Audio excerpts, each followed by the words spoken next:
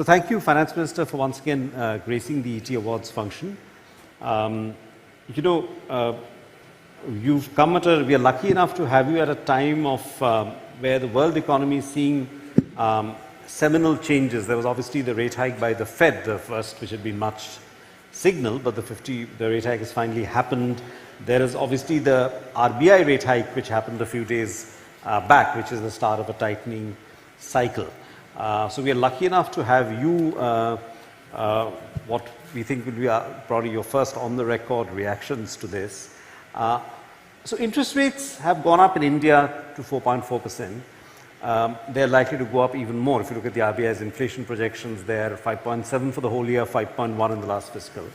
Will this affect the government's plan to revive the economy, which in the last budget was largely through a boost in capital expenditure? Well, no, because with the crude prices internationally behaving the way it has behaved, prices have behaved, and also when situations such as the Russia-Ukraine matter,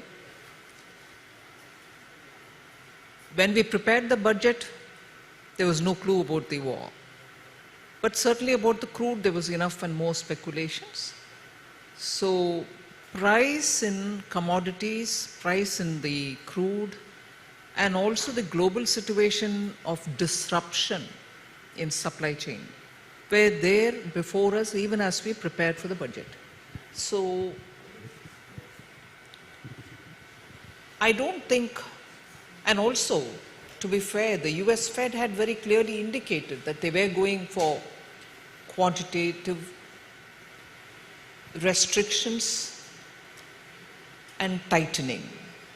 And therefore, I don't think we are caught by a surprise by the Reserve Bank of India taking its own step. And I don't see it affecting our infrastructure investment, which has been billed at 7.5. So, no, I mean, the US Fed, it was well known that the US Fed would raise rates. I mean, that was, and they will continue raising rates for the next few quarters. Perhaps the RBI, there has been some talk that the RBI was behind the curve and therefore they had to suddenly, but it did come as something of a surprise, did it not? I mean, the next monetary meeting was just a few weeks away. It came as a surprise because it's between the two MPCs. But if US Fed had been saying it all the while, and the last MPC, I think the RBI sort of gave an indication that it's time for them to also act. It's the timing which came as a surprise to many, but the act itself, people thought, should have been done anyway. To what extent could have varied. So, in a way, it was a synchronized action. Australia did it, US is going to do it, and that night US really did take the first measure. So I see a greater understanding among central banks nowadays. And obviously when they meet at the World Bank meet in Washington, there's a lot exchanged as well. But the understanding of how to handle recovery from pandemic is not therefore unique or typical for only India, it's a global issue. And even as we handle that recovery, inflation which is really festering and festering at some unbelievable highs in, let us say, the United States and in UK, not so much in India, but still the challenge of recovery versus inflation seems to be following a particular template which is across the globe. So, Finance Minister, of course, all economic, I mean, there's no doubt that we do face economic issues because of, obviously caused by the supply chain challenges, the rising fuel prices and so on. But all challenges are relative. I mean, we've obviously seen what has happened in our neighboring countries where Forex, again, high fuel prices, high inflation, much higher than ours, depleting foreign exchange reserves have caused a problem similar to perhaps what we faced in the early 1990s, which led to economic reforms in India. Is that a worry for us not of that, perhaps of that virulence, but some, some variant of that hitting us also. And was this discussed during when you were in the US for the fund bank meetings in late April? In the context In the of context India, of, in the context of India as well. India. Yeah. No, that wasn't discussed. Although, of course, the discussions pertain to the neighborhood, India's neighborhood. Some bilateral discussions pertained to that subject. But this is not a boast. I do want it to be put on record because you spoke about what were discussed in Washington. There was a great sense of admiration that we kept doing the reforms even during the pandemic. There was a very big sense of appreciation that India didn't allow its poor to suffer, particularly the way in which the food grains program has been handled. There was also a clear appreciation, and I take this opportunity to put this on record, clear appreciation that the Prime Minister literally led from the front and didn't give a feeling that the country is probably unsure of how to handle it. He was clearly leading from the front. So these were clearly the kind of things which came up. And one more, but repeatedly a fact that I heard was India leading the way in terms of digital economy, the payment system, the way in which we could use during the pandemic, and that being done at a very cost-effective manner. These are issues which have come up. And the way in which we've adopted technology to make it simpler for income tax or GST have also become a topic of conversation. So these were there. No, on the contrary, no one did worry for India, saying, oh, Indian economy, probably. I didn't hear even a whisper. Right. So, I mean, you spent 10 days at the fund bank meeting in some sense, then you went to Germany after that with the Prime Minister. So it would be kind of hard selling the Indian economic story abroad. So what are your takeaways from those trips? As I said, the recovery from COVID, even after IMF bringing down the global GDP growth, India remaining at the top as the fastest growing from among comparable economies, and also the fact that India is clearly, because of the various schemes you may say so, but because of various reasons, India becoming now the hub for sourcing many things which were otherwise in one basket. There is a clear recognition, both in Germany and also in the various meetings that I had in the United States of America, that India's economy now has become the next best where investments are happening so that alternative sources for valuable input materials which are so required for the world is getting located. So that appreciation, and of course some of them linked it directly to the PLI which we've come up with. But the fact that India is a clear rule of law, democracy, and is English speaking, also accessible for all the developing economies and the developed economies, is now showing result. And also that we have placed now enough and more importance also on manufacturing. So the initial, not this visit, the last visit, questions on Atmanirbhar Bharat, whether it was inward looking, was not even there this time. So there is a clear understanding that Atmanirbhar didn't shut our doors. We are actually trying to strengthen ourselves. Of course, entertaining imports as well.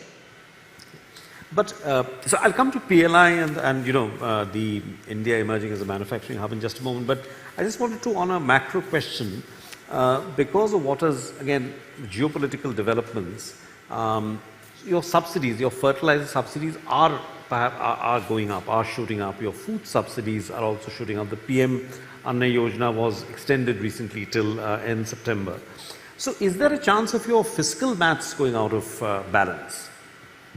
As regards the food program, we did understand that till such a time we are confident that the recovery and also show confidence that the poor are able to stand up for themselves and they can, be sure of earning their livelihood comfortably, we wanted the food program to be extended, for which of course the outer understanding of a limit is about 2 lakh 10 to 2.10 or 2.20 lakh crores.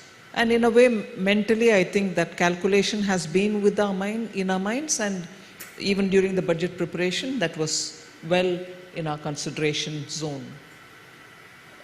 The fertilizer thing, last year itself, not so much with expectation, but even unexpectedly took a very big chunk out of our budgetary provisions, and we had to bring in extra during the supplementary demands. This year, even as we went in, because of the way in which the crude was playing up, and because of the ways of the supply chain disruptions, as I said, commodities, we also had these 3 elements of inputs which go in for fertilizer production. So we were conscious that even this year we may have to give a bigger number for fertilizer subsidy, because the intention is not to move it on or burden the farmers with it. So to an extent we were prepared for an additional allocation both for the Anna Yojana and also for the fertilizers. Right. So obviously, I suppose the biggest macro challenge right now is inflation. So the inevitable question which you're often asked, which is that, do you think there is a kind of fuel tax cut dampen inflation, and also kind of related, there is a GM looking at rejigging of GST rates. Is that on the anvil as an anti-inflationary measure? The first thing, I know theoretically and also observers of the economy would prefer me to tomorrow go to the GST Council and say, one rate and this is it, everything is in, petrol is in, everyone is happy. No, that's not happening. Let me be very clear. The committee headed by the Chief Minister is definitely going to have to submit its report. The terms of reference given to them and also the issues which have been periodically coming in the GST Council was to see how at least we go back to the revenue neutral levels at which GST was brought in. At least go back to that. And of course, rate rationalization has been a discussion point in over 3 or 4 GST Council. That also comes in. Wherever inversion prevails, we wanted to correct that because we can't afford to go on giving these refunds. And also it had a impact on the PLI scheme as well. Wherever inversion exists, there is this big thing about refunds to be collected. Investors were not keen to come into that. Cotton yarn is one of those classic examples.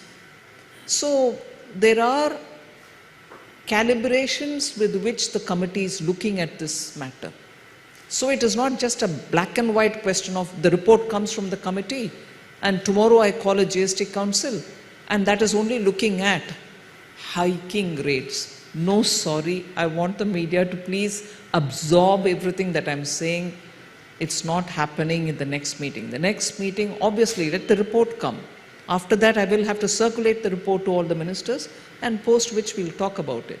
So, the ideal situation would be if I want to have these rationalization recommendations coming from the committee, post which the council takes it up to look at it.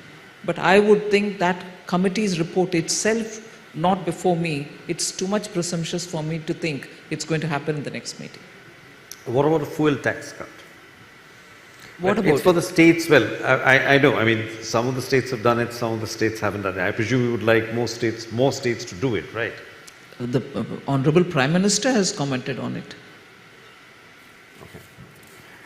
So I just wanted to come to privatization. Obviously, this government has walked the talk. I mean, Air India was the big one. Pawan Hans has just been done. The LIC IPO is on. So where are we with regard to some of the other, companies that have been flagged. I mean, there are two public sector banks, one insurance company, BPCL, SCI. There is perhaps a perception that some of these have slowed down due to various reasons. Could be political, could be simply the logistics and so on. So is there a, I mean, do you plan to speed those up also? You know, I've been hearing this from 2019. Air India happened, the same question. Neelachal Ispat happened, the same question. Pavan Hans has happened. No takers for Pavan Hans for what? 4, 5 times. But that's also gone through. The question remains the same. Where are you on privatization? You keep asking, we'll keep doing. To be more specific, what about the two public sector banks, which were the next two? You keep asking. Okay. So, let me just come back to one more sort of macro-related question. I mean, we had our Forex reserves, I mean, I'm just again raising it because of what is the current macro is quite high, it's close to 600 billion. But do you see a need to strengthen them further and to raise as a macroeconomic target the quantum of Forex reserves in the economy? I mean, is there an ideal level that you have in mind? No, but with the revenue coming from all the sources at which it is coming, and also with exports showing a very clear upward trajectory, and every month from this year is also very clearly indicative that at least the exports are going to be doing very well. Particularly the service sector is also showing clear signs of good buoyancy. So I think revenue generation, and also as a result your reserves going up, are all indications on which we don't keep a number and say we'll have to. Exports, of course, we'll keep a number saying at least reach that target. But RBI themselves have spoken about what kind of a reserves they can have. They can even probably plan for higher. So that confidence comes from the central bank. It's great. For us, the confidence level will have to be on how we are going to boost exports, how we can, get going with that, how agriculture can have the benefit of export, which is now clearly coming up. Farmers are also now choosing to sell it to the trader who will export it and give them better revenue rather than look at MSP. So all across the board, you're able to see people wanting to break that old-fashioned approach of, no, I've sold it to the nearby government agency. No, things are changing. There's a lot of reset happening.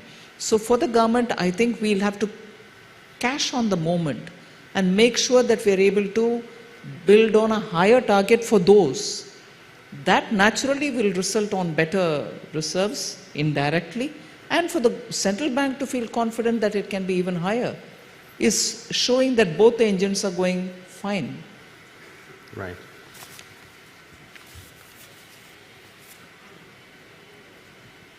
May I also take this opportunity to welcome our Honorable Defence Minister, Rajnath Ji. We will be hearing from him soon. I think his sector is a major, I think, a focus of the Atmanirbhar campaign, I think the defense sector, particularly in Russia. I'll also just come back to that in just a moment, but just to keep the thing going on exports. Exports are indeed have obviously recovered very smartly in the last fiscal after perhaps some stagnancy, and they're at an all-time high. But so are imports. Your monthly trade deficit is running at about 20 billion, at a 20 billion level. So, are we going to see more import curbs, more Atmanirbharta to reduce the quantum of the trade deficit? I would want to take this opportunity to say the principles governing the taxation or duties being levied, even with Atmanirbharta intact, is to make sure that the taxation is being levied on those items which are being produced in the country. We do not want to allow the doors to be open for those which are coming in at a predatory price, throwaway price for those goods which are being produced here, particularly those goods which are being produced by the MSMEs. Why would we want to ruin them by saying, no, I have to prove my sincerity about opening the economy, and therefore I won't levy any duties. We've been item by item looking at those which have a production in the country, and it's only for them have we levied the duties. It's not blind application of duties. Let me reiterate, at every level, at my level, I have gone through every item which is being considered for reduction in duty or increase in duty or total removal of duty, item by item. So let me assure you that the levies of duties are very much to reinforce Atmanirbharta. Where we are producing, we will levy a duty. We don't want it coming in this country at lesser than the price at which we are producing. And if the quality is comparable. But it doesn't, meaning the duty doesn't get levied where very clearly we don't produce, but we need it as a raw material. So I get it cheap, I get it at affordable price. I will not be imprudent in levying a duty and say make it more costly when I need it so much and I don't have it in this country. So clearly, logic and principle of strengthening the Indian economy is what has governed us levying duties. Let's be clear on that. Right. So let me ask you, where do we stand on cryptocurrencies right now? I mean, that must also be discussed. It's a favorite question which you keep getting asked, like privatization at most. But nonetheless, it's an interesting subject. Where do we stand now on cryptocurrencies? And was this also discussed at the fund bank meetings and this thing? Absolutely. A lot of countries showed a lot of interest. There was IMF taking very clear interest in the subject. There's a lot of interest in multilateral institutions. OECD is also very keenly following the developments. G20 wants to know, particularly because from this December, it will be our country taking the chair in G20. They want to know what we will be doing on the crypto. We've had specific discussions on it. The FSB, which is under the G20, which is located in Switzerland, has also done a lot of work on crypto. That India has chosen to go through the route of the central bank driven digital currency is also well taken. In fact, openly at least 2 times, IMF and the World Bank authorities said India has taken this position to tax the crypto assets which are outside of the currency, which is the central bank, and they've appreciated, because the concern in the IMF and the concern in the multilateral institution is that crypto should not, because there's not enough regulatory, because of the technology involved, because there is not enough regulatory mechanisms, should not end up violating those FATF norms, FATF being financial action for terror funding. There are very many keen observations being done about where money goes. Anti-money laundering is a very important thing on which they have attention. Similarly, money going for terror funding is also something which they are very worried about. They think digital currency, digital assets or digital transactions happening may lead to such funding, and they want the regulations to be taken up at a across the board kind of all countries together. So on the basis of tracking the money trail,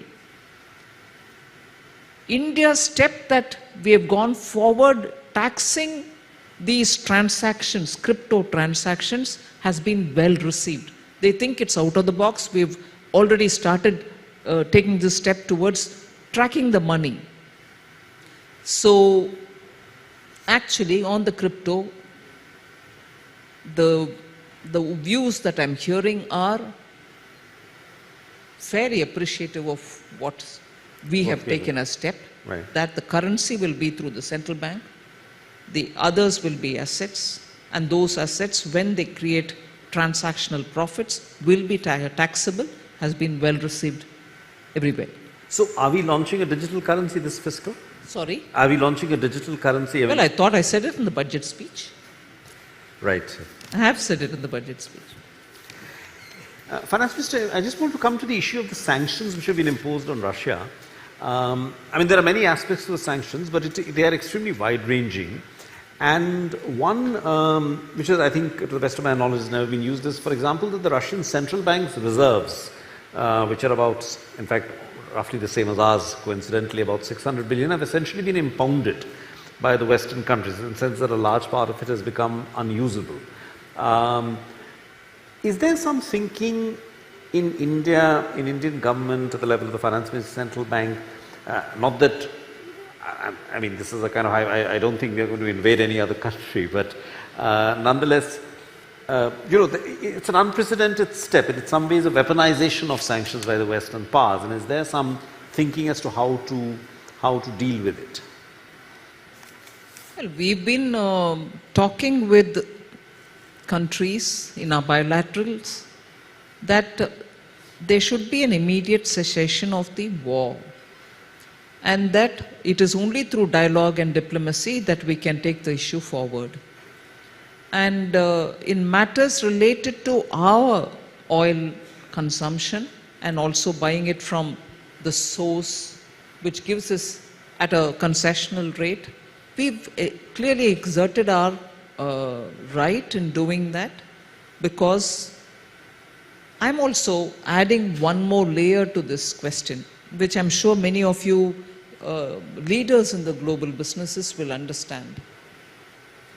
The possibility of the Indian basket, not just the Brent crude, Indian basket going up in its price itself is even more worrying, because if because of sanction, those in Europe who were depending on Russia will now come over to taking it from the Middle East because they can't take it from Russia.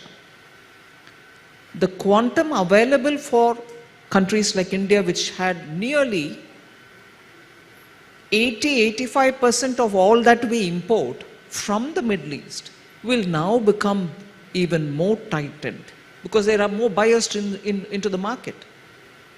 And even worse, the prices will go up. I'm competing against people who have suddenly come into the market who can ask for better, supply, give more money to buy it. So the sanction has actually resulted in people rushing to alternative sources, and where countries like India are there for decades now, suddenly is going to be crowded in with more people who want to buy the same thing. So supply and price factors will now have its own ramification on us. So the long and short of what sanction does to us is this one example, which I see in the near future also constraining us. Right.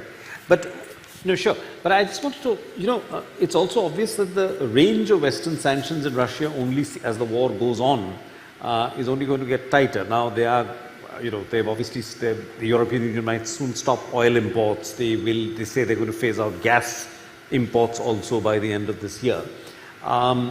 We also do a reasonable amount of trade in Russia. Over time, and I know the situation is dynamic and fluid, but will we essentially, what I'm asking is that will we fall in line with the Western sanctions, just as we did more or less when Western sanctions were imposed on Iran? Or, what is the thinking? What is the government's thinking? Are we going to sort of follow the sanctions in some way? No, I think we have been spending a lot of time explaining India's position, not just on the abstentions when votings took place, but also on the fact that if Russia is offering it to us at a discounted rate, right, we will still be buying it, because it makes perfect sense, particularly when the world is stressed out with inflation. The more the cost that you're paying for these imported commodities, the more that is going to influence your inflation levels. So we've been explaining that we will certainly purchase it. And it is not as if it is something which is being said for the first time. It is very many countries in the West are still procuring it from Russia. Still procuring probably more than what they normally procured. So the idea of telling countries which are procuring 5% of what they totally consume to say you cut your 5% down, whereas I will increase my 85% to even 100, doesn't sell, doesn't go down well also. And even otherwise, I think we'll go ahead with what is good for the country. We need cheaper fuel. If it is available, why wouldn't we want to buy it? We will buy it.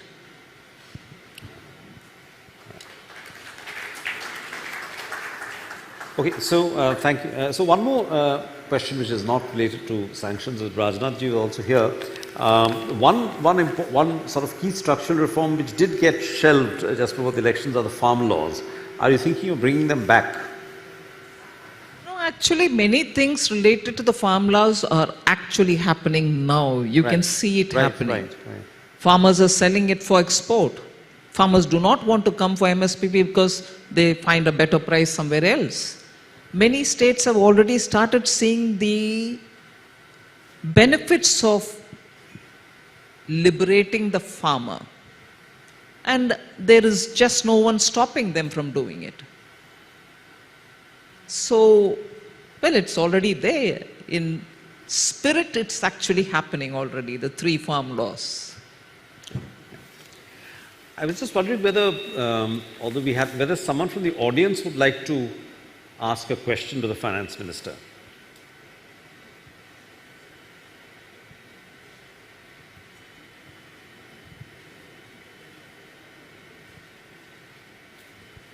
Yeah, okay, there's a hand up, yeah. Yeah, go ahead, ma'am. I'd just like to know your view on the NRI status of the NRIs who got stuck during COVID and couldn't travel. Is there any decision on that? Thank you. NRI status of people who got stuck during... NRI students or NRIs who got stuck in India? Yeah. Well, no, nothing in particular for me to say now. About the tax, I was told that there was a decision. I wish you had mentioned that. Since they have you here... I thought without that being said, I wanted to say, well, if your country is the country where you're residing is ready to receive you, welcome. You want to go, you go. Yes. But no, you wanted the tax. Yeah, sorry, yes. Nothing before me. Okay. We haven't taken a decision yet. There's nothing before me. Oh, I was told that it was put up by the Central Board of Direct Taxes. Wow. Not true? Have they? Okay, we will check. Thank you. There's nothing before me. And if they're putting it up, let's see, definitely. Okay. Okay, I think we are more or less out of we have time. Thank you for taking all these questions, Finance Minister. Thank you so much. You're welcome. Thank you.